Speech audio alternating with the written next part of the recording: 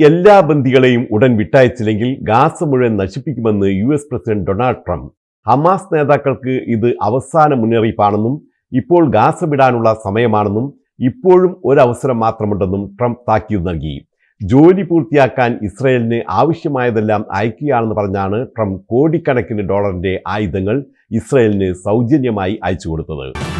Sports മത്സരങ്ങൾ, കലാ സാംസ്കാരിക പരിപാടികൾ എന്നിവ നടക്കുന്നിടത്ത് പടക്കങ്ങൾ കൈവശം വച്ചാൽ 3 മാസം വരെ തടവും 30,000 ദിർഹം വരെ പിഴയും ലഭിക്കുമെന്ന് ദുബായ് പോലീസിന്റെ മുന്നറിയിപ്പ്.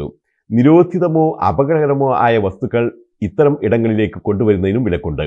മത്സരങ്ങൾക്കിടെ അപകട സിഗ്നൽ ജ്വാലകൾ ഉപയോഗിച്ചതിന് 2 ഫുട്ബോൾ ആരാധകരെ ദുബായ് പോലീസ് ഇന്നലെയാണ് അറസ്റ്റ് ചെയ്തത്. ഇതിനെ തുടർന്നാണ് ഇക്കാര്യത്തിൽ ദുബായ് പോലീസിന്റെ കർശനമായ മുന്നറിയിപ്പുണ്ടായത്.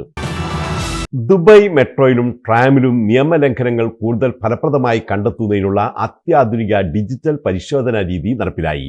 പുതുതായി ആരംഭിച്ച ഡിജിറ്റൽ പ്ലാറ്റ്ഫോം ദുബായ് മെട്രോയിലും ട്രാമിലുമുള്ള പരിശോധനാ പ്രവർത്തനങ്ങൾ കാര്യക്ഷമമാക്കുകയും പരിശോധനാ നിരക്കുകളിൽ 14% വർധനവിന് കാരണമാവുകയും ചെയ്തതായി RTA വൃത്തങ്ങൾ അറിയിച്ചു.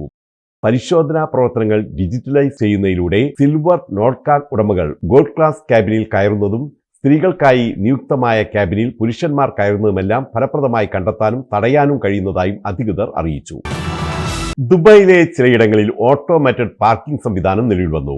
സെൻസറുകളും ഓൺ ഗ്രൗണ്ട് ക്യാമറകളും ഇവിടെ പാർക്ക് ചെയ്യുന്ന വാഹനങ്ങളുടെ നമ്പർ പ്ലേറ്റ് ഓട്ടോമാറ്റിക്കായി പകർത്തുകയും അടയ്ക്കേണ്ട പാർക്കിംഗ് ഫീ നിർണ്ണയിക്കുകയും ചെയ്യുന്ന സംവിധാനമാണ് നിലവിൽ വന്നത്. പാഞ്ചുമേറ, റിക്സോസ് അനന്തര ഹോട്ടലുകൾക്കിടയിലുള്ള ഈസ്റ്റ് ക്രസന്റിൽ മണിക്കൂറിന് 10 ദിർഹമാണ് പാർക്കിംഗ് ഫീ. ആഴ്ചയിൽ 24 മണിക്കൂറും ഇവിടെ പാർക്കിംഗ് ഫീ അടയ്ക്കേണ്ടതുണ്ട്. വെസ്റ്റ് ക്രസന്റിൽ പൊതു പാർക്കിംഗ് ഇപ്പോഴും സൗജന്യമാണ്. ഫിലിപ്പീൻസിലേക്ക് പറക്കാൻ ഇത് സുവർണാവസരം. ഫിലിപ്പീൻസിന്റെ എയർലൈൻ കമ്പനിയായ സെബു പസഫിക് സൂപ്പർ സെയിൽ ആരംഭിച്ചു. വെറും 15 ദിർഹം ബേസിക് വൺ വേ ടിക്കറ്റ് നിരക്കിൽ ദുബൈയിൽ നിന്നും ഫിലിപ്പീൻസിന്റെ തലസ്ഥാനമായ മനിലയിലേക്കുൾപ്പെടെ പറക്കാനുള്ള അവസരമാണ് സെബു അതിന്റെ 29ാം വാർഷികാഘോഷത്തിന്റെ ഭാഗമായി ഒരുക്കിയിട്ടുള്ളത്. ഇന്നു മുതൽ ഈ മാസം 11 വരെ നീണ്ടു നിൽക്കുന്ന സൂപ്പർ സെയിലിൽ ജൂലൈ 1 മുതൽ നവംബർ 30 വരെ യാത്ര ചെയ്യുന്നവർക്കാണ് ഈ ആനുകൂല്യം അനുവദിക്കുന്നത്. സൗദി അറേബ്യയിലെ റിയാദിൽ മലപ്പുറം സ്വദേശി ഹൃദയാഘാതം മൂലം അന്തരിച്ചു. മേലാറ്റൂർ കിഴക്കുംപാടം പോസ്റ്റ് ഓഫീസിന് സമീപം പാറക്കൽ താമസിക്കുന്ന സുലൈമാൻ ആണ് മരിച്ചത്. 45 വയസ്സായിരുന്നു. കഴിഞ്ഞ 3 വർഷമായി റിയാദിലെ റൗദയിൽ ഹൗസ് ഡ്രൈവറായി ജോലി ചെയ്തു വരികയായിരുന്നു. കുവൈത്തിൽ കോട്ടയം സ്വദേശി മരിച്ചു. മുണ്ടക്കയം വേലനിലത്ത് നെന്മണി വെച്ചൂർ വീട്ടിൽ ജോസഫ് വർഗീസാണ് മരിച്ചത്. 56 വയസ്സായിരുന്നു.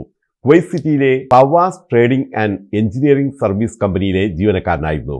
ഭാര്യ ജോളി സക്കറിയ അമീരി ഹോസ്പിറ്റലിലെ നഴ്സാണ്. ഫാത്തിമ ഹെൽത്ത് കെയർ ഗ്രൂപ്പിന്റെ സഹോദര സ്ഥാപനമായ FMC നെറ്റ്വർക്ക് TPA വെൽനസ് പ്രോഗ്രാമുകൾ സംഘടിപ്പിച്ചു. ഹെൽത്ത് അതോറിറ്റിയുടെ രോഗനിർണയ വിശകലനത്തിൽ മുൻനിരയിൽ നിൽക്കുന്ന ജീവിതശൈലി രോഗങ്ങളായ ഡയബറ്റിസ്, ഹൈപ്പർ ടെൻഷൻ, ഹൃദയരോഗങ്ങൾ, ക്യാൻസർ തുടങ്ങിയവയെക്കുറിച്ചുള്ള അവബോധമാണ് വെൽനസ് ക്യാമ്പയിനിൽ ഉൾപ്പെടുത്തിയിട്ടുള്ളത്. മാസം തോറും 15-ൽ-അധികം കമ്പനികൾക്കായി ഇപ്പോൾ നടത്തിവരുന്ന വെൽനസ് മെഡിക്കൽ ക്യാമ്പുകൾ FMC ഇൻഷുറൻസ് മാനേജ് ചെയ്യുന്ന എല്ലാ പ്രധാന സ്ഥാപനങ്ങൾക്കും വരും മാസങ്ങളിലും സൗജന്യമായി ലഭിക്കുമെന്ന് Fathima health care group chairman doctor KP Hussain അറിയിച്ചു.